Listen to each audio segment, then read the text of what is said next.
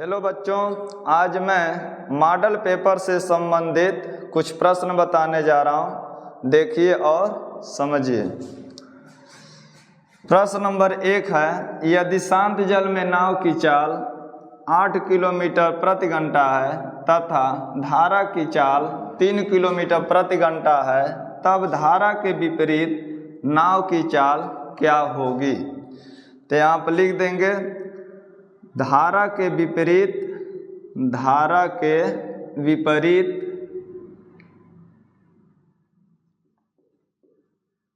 नाव की चाल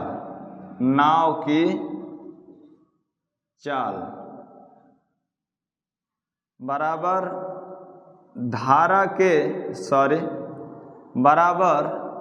शांत जल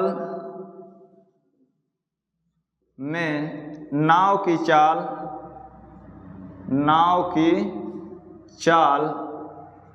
माइनस धारा की चाल।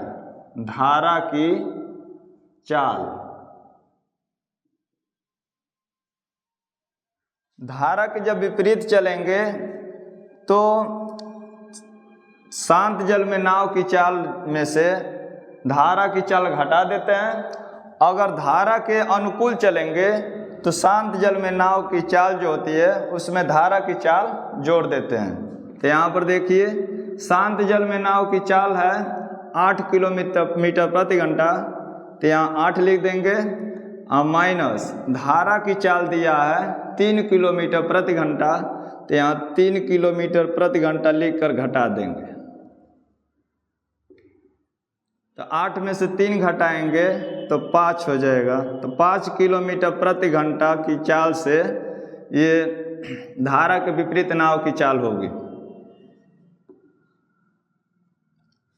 तो धारा के विपरीत नाव की चाल जब भी निकालना होगा, शांत जल में नाव की चाल में से धारा की चाल घटा देंगे, और धारा के अगर अनुकूल नाव की चाल निकालना होगा तो शांत जल में नाव की चाल में धारा की चाल जोड़ देंगे। तो यहाँ पर कहा जा रहा है कि धारा के विपरीत नाव की चाल बराबर शांत जल में नाव की चाल माइनस धारा की चाल। तो 8 में से 3 घटाने पर 5 किलोमीटर प्रति घंटा, यही आपका आंसर हो गया। और प्रश्न नंबर 2 देखिए, समीकरणों 2x धन ay बराबर 1 तथा 3x माइनस 5y बराबर 7 का कोई हल नहीं है, तब a का मान क्या होगा? तो यहाँ से हल देखिए, लिखेंगे 2x धन ay बराबर 1, इम्प्लाइड ऐड कर देंगे, लिखेंगे 2x धन ay बराबर के आगे 1 है तो शुरू में लाएंगे तो माइनस 1 बराबर 0। समीकरण नंबर 1 कर देंगे इसको। और दूसरा समीकरण दिया है 3x माइनस 5y बराबर 7, तो implied eight 3x minus 5y बराबर के आगे 7 है तो शुरू में लाएंगे तो माइनस 7 हो जाएगा बराबर 0। समीकरण नंबर 2। अब ये दोनों समीकरण की तुलना हम करेंगे a1x plus b1y plus c1 equal 0 तथा a2x plus b2y plus c2 equal 0 से। तो देखिए, ये शुरू वाला समीकरण होता है, इसमें a1 हो जाएगा, ये b1 हो जाएगा और ये c1। तो लिखेंगे यहाँ a1 बराबर 2, b1 बराबर a और c1 बराबर माइनस a। नीचे वाला को a2 b2 c2 दिखाएंगे, तो लिखेंगे a2 बराबर 3, b2 बराबर माइनस 5 और c2 बराबर माइनस 7। अब इसमें प्रश्न में कह रहा है कि समीकरण का कोई हल नहीं है, तो यहाँ पर लिख देंगे समीकरण के कोई हल न होने का प्रतिबंध।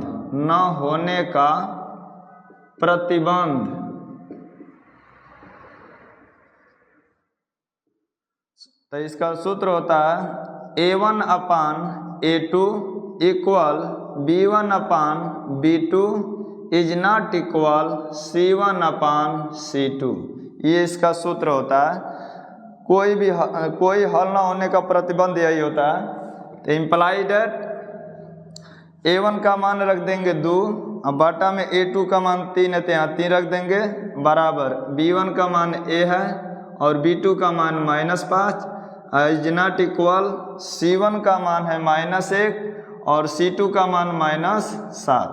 हमको A का मान ज्ञात करना है, तो इन दोनों को लेकर के हम A का मान निकाल सकते हैं। तो लिख देंगे जब 2/3 बराबर A/-5, तो इम्प्लाई डेट, अब इससे हम क्रॉस मल्टीप्लाई कर दें मतलब तिरिया गुणा, तो माइनस प्लस का गुणा होगा तो माइनस, अब 5 दूनी 10/3, तो लिखेंगे A बराबर -10/3, यही आपका आंसर हो जाएगा। अब प्रश्न नंबर 3 देखिए, समीकरण x - y बराबर 2 एवं x धन y बराबर 2 का हल क्या होगा। तो समीकरण को हल करेंगे, x - y बराबर 2 समीकरण नंबर 1 कर देंगे और x + y बराबर 2 समीकरण नंबर 2। अब इन दोनों को हम विलोपन विधि से हल कर देंगे। तो यहाँ लिख देंगे जोड़ने पर। विलोपन विधि में क्या होता है कि एक को विलुप्त करते हैं मतलब गायब करते हैं। तो हम y को काटेंगे तो यहाँ पर माइनस और यहाँ पर प्लस है, तो ये प्लस माइनस होकर कट जाएगा। तो जब जोड़ने पर लिखते हैं तो चिन्ह नहीं बदलता है और घटाने पर लिखते हैं तो नीचे का चिन्ह बदल जाता है। तो हम जोड़ने पर लिखे हैं तो ये चिन्ह नहीं बदलेगा, ये प्लस माइनस होकर कट जाएगा। x में x जोड़ेंगे तो 2x हो जाएगा, अब बराबर 2 2 4। तो x बराबर जब करेंगे तो ये गुणांक बाटा में आ जाएगा, तो 4/2, 2 से भाग देंगे 2 दूनी के 4, तो x बराबर 2 हो जाएगा। अब x का मान समीकरण 1 में रख देंगे, तो लिखेंगे x का मान समीकरण 1 में रखने पर, रख दीजिए x जब पर रखेंगे 2 माइनस y बराबर 2। अब 2 को इधर ला देंगे तो 2 यहाँ प्लस इधर आएगा तो -2 हो जाएगा। अब बराबर -y को बराबर के आगे ले जाएंगे तो +y हो जाएगा। अब देखिए 2 में से 2 घटाएंगे तो 0 हो जाएगा, तो लिखेंगे y बराबर 0। तो आंसर हो जाएगा x बराबर 2 और y बराबर 0। अब प्रश्न नंबर 4 है, समीकरण 3x धन 2y बराबर 6 तथा y बराबर 0 का हल क्या होगा। तो देखिए इधर 3x धन 2y बराबर 6 समीकरण नंबर 1 लिख देंगे और y बराबर 0 दिया है, इसको समीकरण नंबर 2 लिख सकते हैं।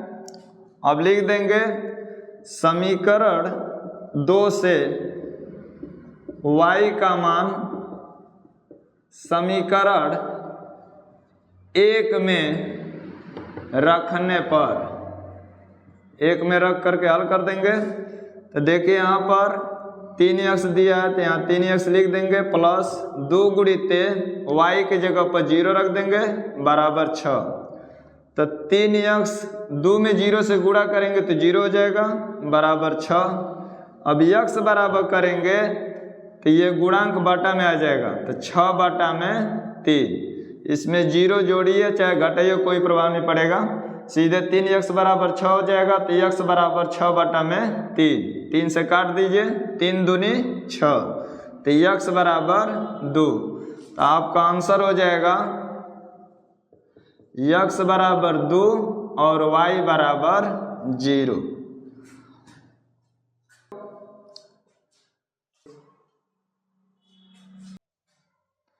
प्रश्न नंबर 5 देखिए, युगपत समीकरण x धन 2y बराबर 70 और 2x धन लेमडा y बराबर 35 का कोई हल नहीं है, तब लेमडा का मान क्या होगा। देखिए यहाँ से हल दिया है x प्लस 2y इक्वल 70 दे दिया है, तो इम्प्लाइड x प्लस 2y बराबर के आगे 70 है, तो शुरू में आएगा तो -70 हो जाएगा बराबर 0। और दूसरा समीकरण है 2x धन लेमडा y बराबर 35, तो इम्प्लाइड एट 2x धन लेमडा y बराबर के आगे 35 है, तो शुरू में लाएंगे तो -35 बराबर 0। अब दोनों समीकरण की तुलना हम बारी बारी से कर लेंगे। पहला समीकरण की तुलना करेंगे a1x plus b1y plus c1 equal 0 से, और दूसरा समीकरण की तुलना करेंगे a2x plus b2y plus c2 equal 0 से। तो लिखेंगे यहाँ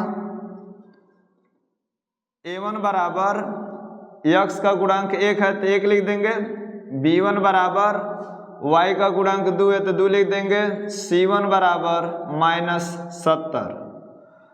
अब लिखेंगे a2 बराबर, नीचे वाला समीकरण को कहेंगे a2 b2 c2, तो a2 बराबर लिखेंगे 2 और b2 बराबर लेमडा और c2 बराबर -35। इसमें कह रहा है कि समीकरण का कोई हल नहीं है, तो यहाँ लिख देंगे समीकरण का कोई हल न होने का प्रतिबंध, न होने का प्रतिबंध, न होने का प्रतिबंध हो जाएगा a1 upon a2 equal b1 upon b2 is not equal c1 upon c2। अब ध्यान दीजिएगा, अब यहाँ पर लिखेंगे इम्प्लाइड एट a1 का मान 1 है तो 1 लिख देंगे, a2 का मान 2 बराबर b1 का मान है 2, तो यहाँ पर लिख देंगे 2, b2 का मान लेमडा है और c1 का मान -70 और c2 का मान -35। तब ध्यान दीजिए, किसी दो को हम लेकर के लेमडा का मान निकाल लेंगे, तो लिखेंगे इम्प्लाइड एट, इन दोनों को ले रहा हूँ, 1/2 बराबर 2 लेमडा, इम्प्लाइड एट लेमडा बराबर करेंगे तिरिया गुणा करेंगे तो लेमडा बराबर हो जाएगा 2 दूनी के 4। यही आपका आंसर हो जाएगा।